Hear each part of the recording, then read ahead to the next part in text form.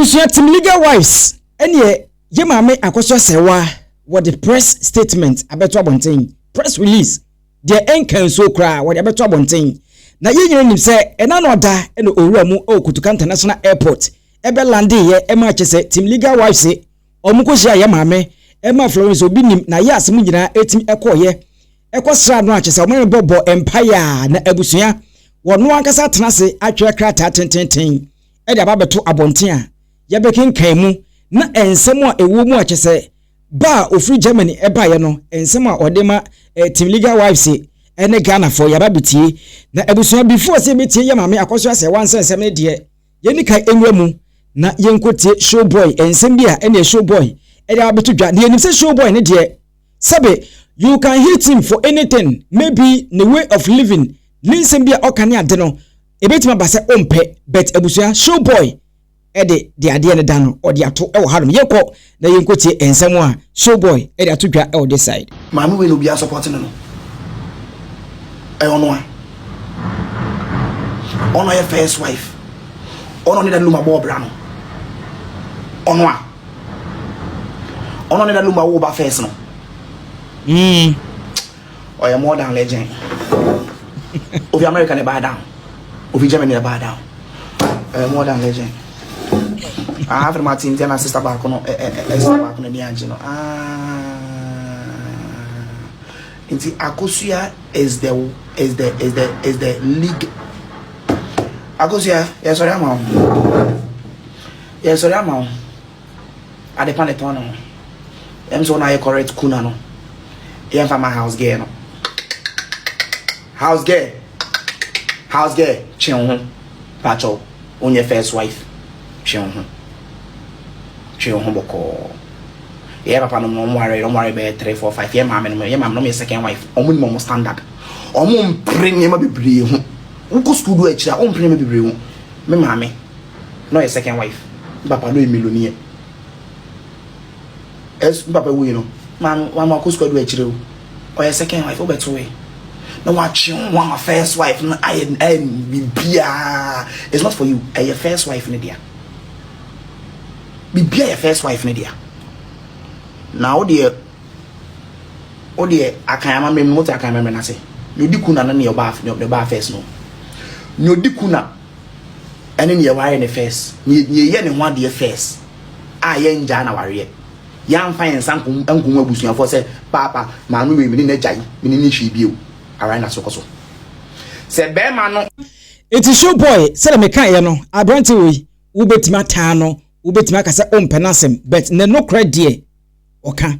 wo obi a wo follow show boy pa you know say abrante we sebe baby ade ne da no ohwe e de to honum eti eno aye lighter otru ye e de fa LUMBA ene maame Akosua Serwaa ne Odo Bronii ensensem ne ho na ye to aso ne di enkomo na no da se me kan ye no ene Team Legal Wives omunyina etim ewura mu ekotuka ekosia ye maame eno achi ene obewura mu e wo kempon fie ho no yenya a number of celebrities se omukwa kope homage omukosra ye maame Akosua Serwaa ne ye hwei wo abra Florence obinim oso ni mifie ekopiem e wo ye maame enchen a wone ne kototo nwom a ekowi ase wone no ebo mpa ye de ne ehye nyamensa se nia ye maame Akosua Serwaa ebeye e wo Ghana bia no entim enkoi ene oso ne efie Florence obinim woni bara oya mi wiye ye tell me to so nyame e kwan ya mefa so abeto a waye bobo mu fefe on farm anye bia mu ya bi o e gba tu mu wate onyankopon so okay 1 John chapter 4 verse number 4 say no na de ti mu nsu ti ni o wia because de ti wo mu ni nti waye fresh waye fan kasa on fait de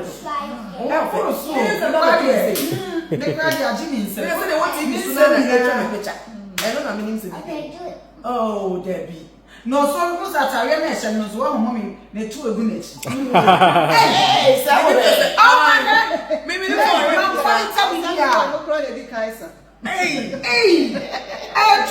two egu na chi ne ko to wa hey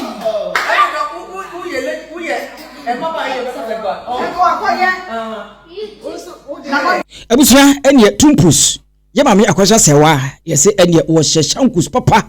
enye easy ene wote lumba no ohwe niema pa nti na yase ene oso ni mefie friends obi nim no na mo wie ene omede ya mame ehye nyamensa eno so video ni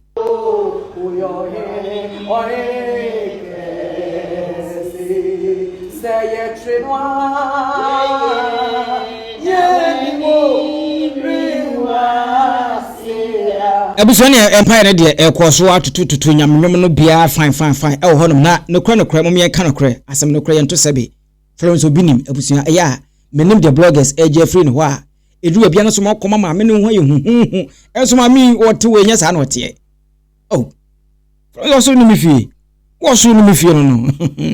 asa antis bi obo ya menwom nti eno so eno no na ye nto so na ebusua maka cho se ajagoraja de sese de open ho a na wanyan na yentie warrior prophet ene ono ankasa ni colleague ono ankasa na dwuma ni ene prophet ababonten abatutu bi pa ene ma ajagoraja na opani wo friend ho warrior prophet yengotie warrior ene mane otutu bi emane bishop Kwabdesi ama aka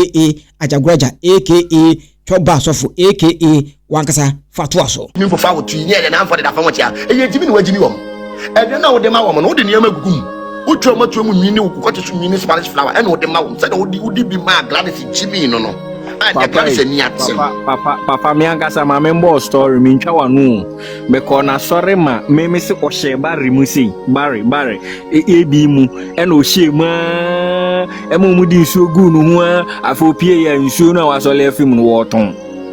ade na wo sei ade na di o ye ko pe boto oboa na ya zanti papa ti na ya zan to the extent say na opese ne shop wonyama nesa nti o say ade no ntimi mfe ngu robem agen friends glass a boy yi ni esi okay ya koto ne vitamin ni nyina numu ya fe de ba yo si mema no directions na ba say mema ne nka ho nti sa de ayen ma mma no afi de o de mama na afi de chese enyema wo keka ho no afi mi gina o mi si na sorry a wo totofe a ye che ne mmemmem na ebi bra na ebi yesei company fogu nyina wodi o mo yire sitiri kwase ya ko kan se ne nka who are you omo mugu chese na abrantie bi ko bi sa se wo na so ni yire asama me kan bu ache me dance ni wa na so wo de o yire de wo nkyere e na abrantie bi ko bi sa se ekoba se bi opawale na opoba enkopesu hu oba wo akomada ho ankofa abrantie ko bi sa ya si buyi ukoko apai nti no ko bi sa sa oh yes omo twen na so omo twe boy na so pamo na fra sorry nim because asama me kan bu ache me dance ni watchiro mo sing obi ba akasi mi kunu Daniel you shop na mame obi ba akasi mi kunu abrochire obi ba akasi mi kunu abrochire omo ti wona omo so obi ba akasi mi kunu abrochire nyina no wadi o mu nyina maame pani bi na no ho ye mobo mebo ni din wa maame Paulina o de bia no wate wo ho na nim die o ma hyehyɛ afa wo ho a eba na nko adwane sa maame Paulina no ono ena ye the chief queen executive ajes ono de ochoro azambia no ono na okura bibia na ukona wote ho na ni obi kasa waka cho say ya say de obi ni obi ni nkomo ti da bio onim so unu obi di nkomo obenya ofila ni bepie fila o yase eno no ye fe de tiktak o si jana meboa enyu ha ere sa maame no nsake ne dia na me maame na ya na misuma ne se batan a bia wawo pen na uma akwa we de wo yese adwuma no adwuma fi bia wo ye ne maame crowd ne ye ne maame wawo no de ne ye ante etese de ajagoraja na dapa adedi pa ababia obefa bia ni dia ne yebo enkrofo chese wo yes kama enkrofo chese anti strategies bi ena wo ye wo na asori ho chese ense bebre ena ekoso wo ajagoraja kache me ye one person se mo tumi na me se me tu ajagoraja fo a ka meka chese ajagora baby edu no stay away from social media o TikTok no dum no ne fafo no tu baby obefafo na wo ye call and I all reply to WhatsApp message. Besa obeba TikTok no so de ka meka sa ajagoraja tum kakra pe ba bitna. Cause say nsem na ya doso. Na buso yemfa ajagoraja nsem no. Enso na yeni nkomo ewo ye maame Akosua Serwaa ene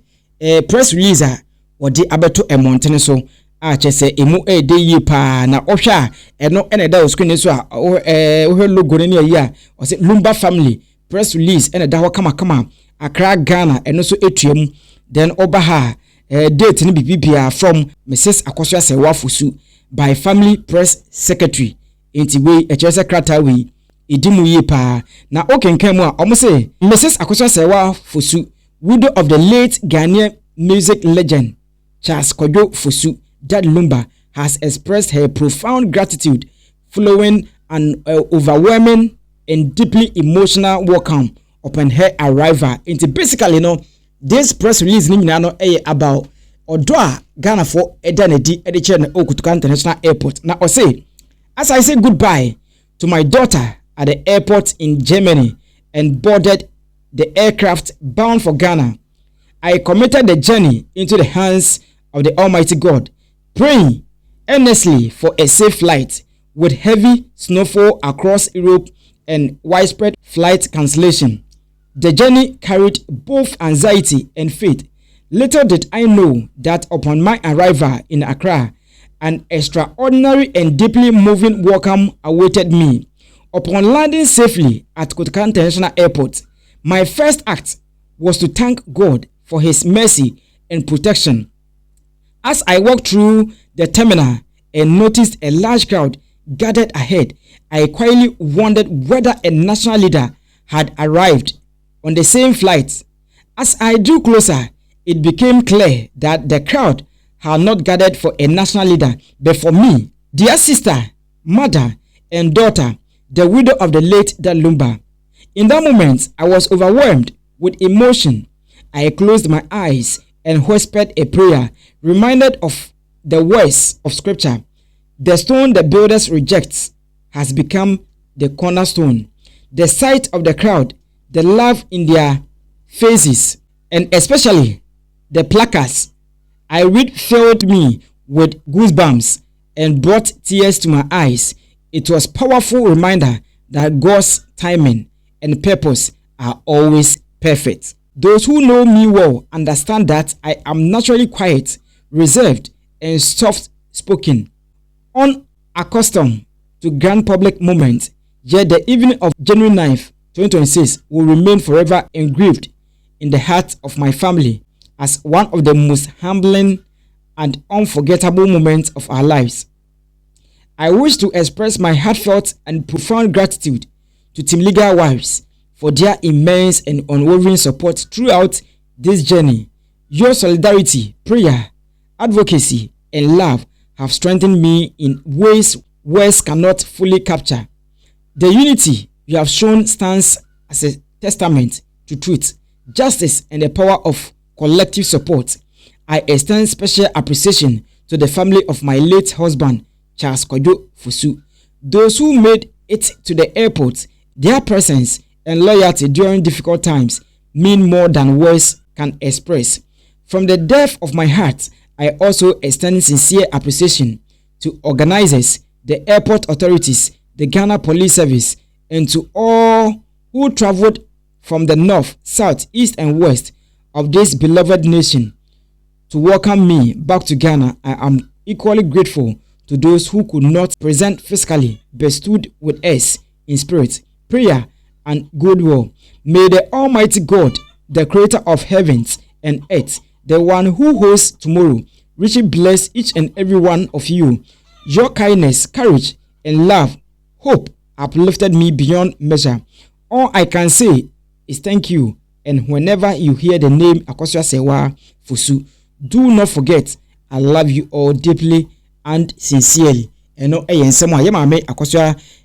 Serwaa edebeto abontia ocho words of appreciation edema omwa omotimi ewem ebebo ne chidom na omo welcome no edeba Ghana ti ebusua ebebia wo bia na watimi ache wadwene ewo honum nipa de nipa ya de a osayi wanyina ya mense ni di enti yema me ensemo kai no minum se yenyina yebetimi ache ya adwene o comment section ho edema me edi no eye Kobi and abetimi friend Kobi finest esabishia.